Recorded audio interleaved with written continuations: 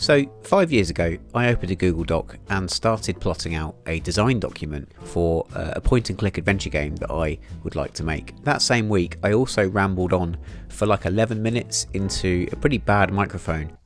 So what I've done here is I've mapped out, whilst I explained how I had set up this Word document and a Trello board and was calling myself some sort of game developer. Now, I don't know quite what compelled me to do a devlog video because it wasn't very good. I say that knowing that this will probably completely change by the time all's said and done, but that's where we are right now. But I think there was a germ of an idea that if I was going to make a game, then making videos about it would kind of inspire me to make more of the game, and making more of the game would inspire me to make more videos, and that would be a self-fulfilling thing. That video has since had more than 100,000 views, which is quite annoying because it's definitely the worst one I've made. It's just because I called it How to Make a Point and Click Adventure Game. So sorry if you've ever watched that wanting to learn how to make a point and click adventure game, because you sure as hell won't learn how from that video. The how is actually dispersed over 30 or 40 videos that I've made on this channel over the last 5 years, which takes us to 2025, and I seem to have finished making a point and click adventure game. Welcome back to the Point and Click Devlog, an ongoing series where we've finished it. It's not ongoing anymore. But let's go back a little bit. So at the point where I had made that first devlog, the content of the devlog was basically a Word document. Now, I still think that's pretty rare in the world of devlogs, because when you look at quite a lot of like episode 1s, usually people have already made some sort of proof of concept game where you're running around with a gun and there are enemies, and it seems to have skipped quite a lot of steps. So I do think it's quite good to look back and go, at that point, this game was just a bunch of notes. And that to me is what devlog 1 should be. But with the design document done and the plot of the game and the structure of the game all nailed, you'd probably think the next step would be to maybe open a game engine. Not here, because I spent quite a lot of time being scared of game engines and coding. In fact, I still can't code. I instead decided to spend an awful lot of time dicking about with art. So in fact, the next year or so of game development seemed to have just been drawing backdrops and characters and stuff for this game. Now, I wouldn't recommend that if you're going to make a game yourself. It's probably better and faster and smarter and wiser to mock up the game with basic placeholder art and then worry about adding art later. But for me, it was a fantastic way to put off having to learn how to do anything technical. But yeah, we were off to the races, I guess. This channel very slowly grew. I remember when it hit, I think it was 100 subscribers. I told my wife that it existed as if I had some sort of secret shame. My secret shame. And I still haven't told most of the people in my life that I do this, because I find it a bit embarrassing, to be honest. And the channel sort of evolved as well. I did some interviews with other developers. I did some tutorials with the help of people I'd met in the community. Make the scene in the game window the same size. And there was a whole period of time where I thought I should transition into sort of video essays, which may have been poorly thought out. But yeah, we started to grow, and that was quite inspiring as I went along this game development journey. My journey was transformative. Similarly, I set up a Discord server for the channel, and whilst that spent a little bit of time just being me and about 5 other people, that's grown into its own weird thing. There's like 1,500 people in that now, all making games and sharing their progress, and it's like no longer a thing that's about me. And so I reached a point maybe like a year or so into this journey where I was excited about the game, and I was excited about where this channel was going. And then I quit my job, which is something I will explain in more detail just on the other side of this.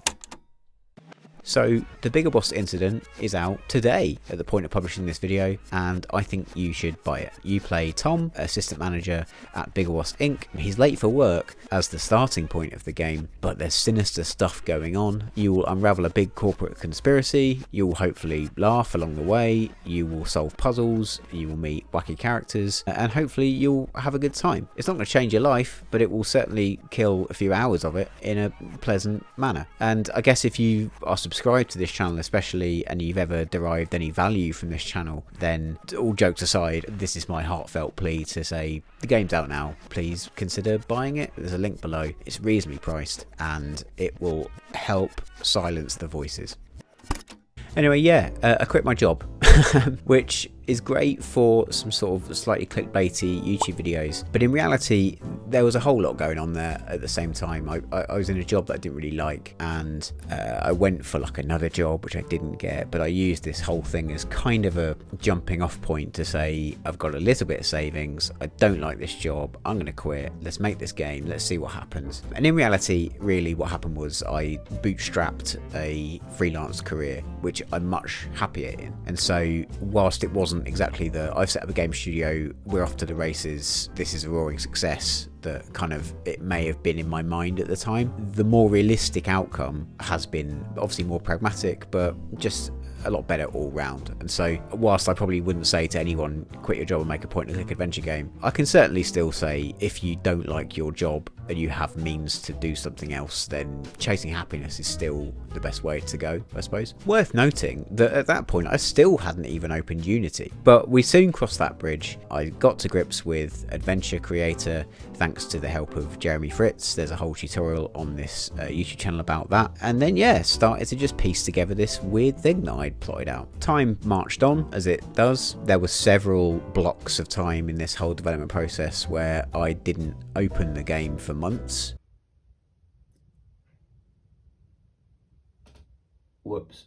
You know, in this whole 5-year period, I've quit work, set up a new career, I suppose, moved house, had a baby. Life gets in the way. Game development does take a really long time, especially in the big, hard middle of it. So yeah, months went by when nothing happened, but progress did happen. And at some stage, I reached a point where I had a playable build of this game that you could go from start to finish in. That meant that I could then go back and add some more polish and some more story beats and make things feel a bit more like a proper game. And suddenly we were like getting somewhere. Things after that seemed to cascade somewhat. Voice work was a thing that I was scared of, but just happened. Playtesting was a thing that I was scared of, but that kind of just happened. And then, you know, I fixed the bugs and here we are. There is a game on Steam and on iOS that you can buy now, and it's a weird feeling.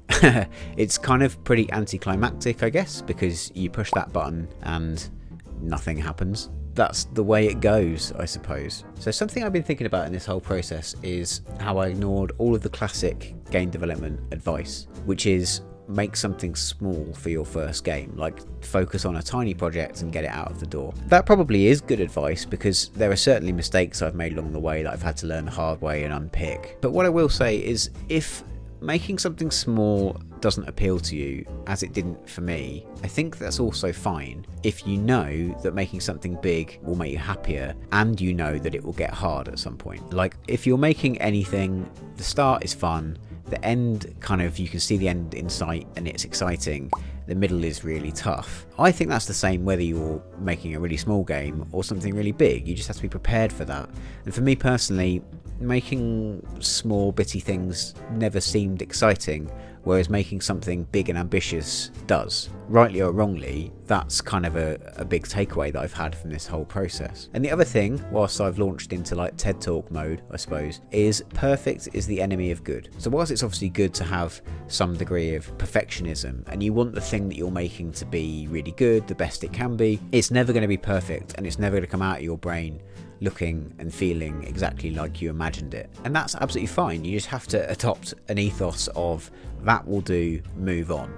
Like any given part of this process, whatever you're doing, whether it's a piece of artwork or a cutscene, a gameplay mechanic, there needs to be some selective perfectionism that says, okay, this bit here, that will do, let's move on. Otherwise, you will never finish anything. And especially if you are making something that isn't a tiny project, yeah, you really have to go, perfect is the enemy of good, and good is pretty good. That's my kind of main bit of advice, although probably don't take advice from me because as of this point, I don't know if the game has been absolutely destroyed by reviewers.